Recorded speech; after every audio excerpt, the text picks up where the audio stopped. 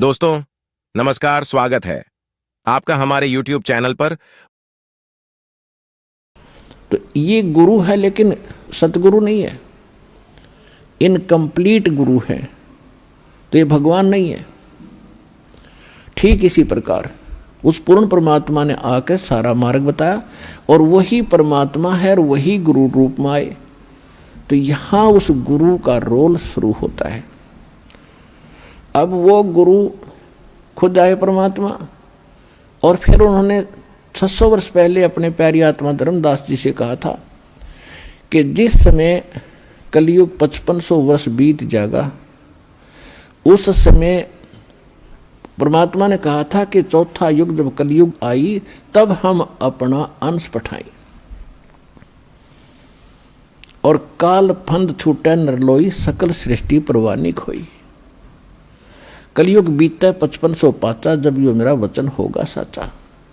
परमात्मा ने कहा था धर्मदास जी को कि मैंने इस काल से कहा था कि जब कलयुग आवेगा चौथा युग, तब मैं अपना अंश पठाऊंगा और उस समय सारी पृथ्वी पूरा विश्व नाम लेगा, परवाना पावेगा और धर्मदास सबका मोक्ष होगा। तो धर्मदास जी की यह बात समझ में नहीं आ रही थी, क्योंकि उस समय कबीर भगवान जब आए थे 600 वर्ष पहले, तो उनका इतना विरोध था, कोई बात सुनकर राजी नहीं था, उनके नाम से भी नफरत हो गई थी लोगों को। क्योंकि मुल्ला और काजियों ने और हिंदुओं के पंडित और ऋषि मंडलेश्वरों ने भगवान को इतना बदनाम कर दिया था कि ये झूठा है, कपटी है, वेद शास्त्रों को जानता नहीं है, ये सारी बकवास कर रहा है, ब्रह्मा विष्णु महेश की बेइज्जती करता है, इसकी बात भी ना सुनना। और उस समय परमात्मा ने कहा कि पूरी पृथ्वी पर मेरा ही ज्ञान रहेगा, और वो भी इसे कलयुग में आज से 5500 वर्ष बीत जाएंगे, जब यानी जब तो 4900 वर्ष ही बीतते थे कलयुग के। और ये भी भगवान बता रहे थे कि आने वाले कलयुग में तो इतने कृतघ्नी प्राणी हो जाएंगे, कोई उनका ठिकाना ही नहीं रहेगा, ये काल ऐसा कर देगा। तो उस समय उसके गले यह बात नहीं उतर रही थी धर्मदास जी, क्योंकि वो तंत्रियामी थे, परमात्मा जानेंगे अगभक्त, ऊपर से हाँ भरे पर अंदर जगह नहीं। तब परमात्मा ने कहा था कि ये जो मैं कह रहा हूं ना, पूरा विश्व नाम लेगा, ये वचन मेरे उस समय सच्चे होंगे जब 5505 वर्ष बीत जाएगा कलयुग। 1997 में 5505 कलयुग पूरा हो जाता है। 1997 में परमात्मा इस दास को पुनः मिले थे, और 1994 से दास ये प्रचार कर रहा है। तब तक सार नाम नहीं दिया जाता था, इक्का दुक्का भगत को मैं देता था। उसके बाद परमात्मा ने कहा कि अब ऐसे खोल दे पिटारे को और शुरू कर दे।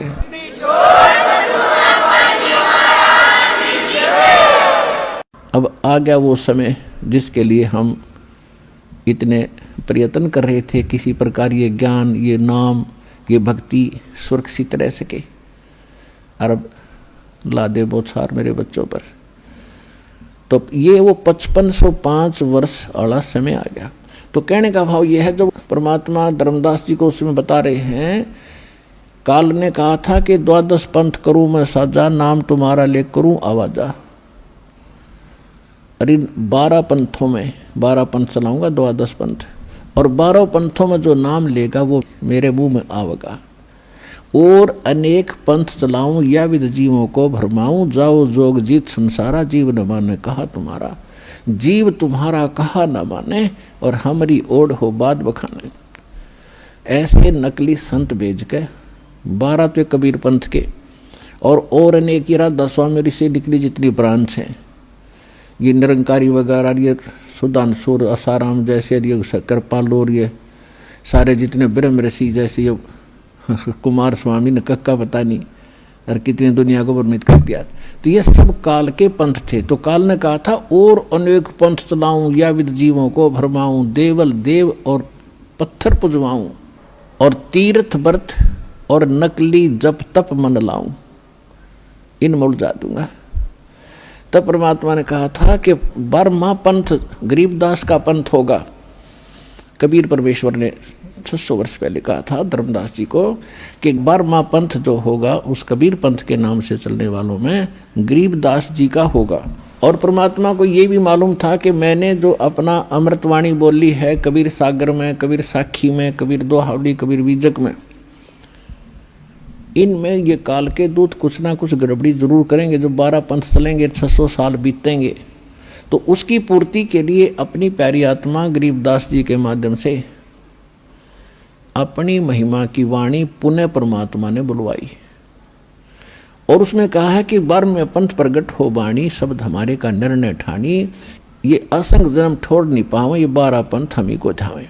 मेरा नाम लेंगे, कबीर जी को मुख्य मानेंगे, लेकिन इनके पास यथार्थ भक्ति ना होगी और जिस कारण से असंग जन्म भी उस स्थान पर नहीं जा सकते जहां जाकर फिर लौटकर कभी संसार में नहीं आना होता। फिर धर्मदास जी चिंतित हो गए कि भगवान फिर कैसे बात बनेगी। तो परमेश्वर ने कहा कि बर में पंथ, जब गरीबदास का पंथ चल चुका होगा, इन 12 में तो वो बात बने नहीं, बर में पंथ में हम ही चल आवें और सभी पंथों को मिटाकर एक पंथ चलावें।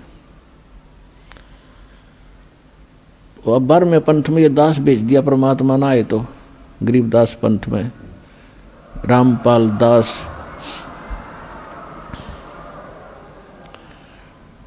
तो कबीर साहब ने कहा है कि पुरुष और गुरु सतगुरु में जो मेरा सच्चा गुरु होगा उसमें कोई भेद ना जानना, समकर जाने।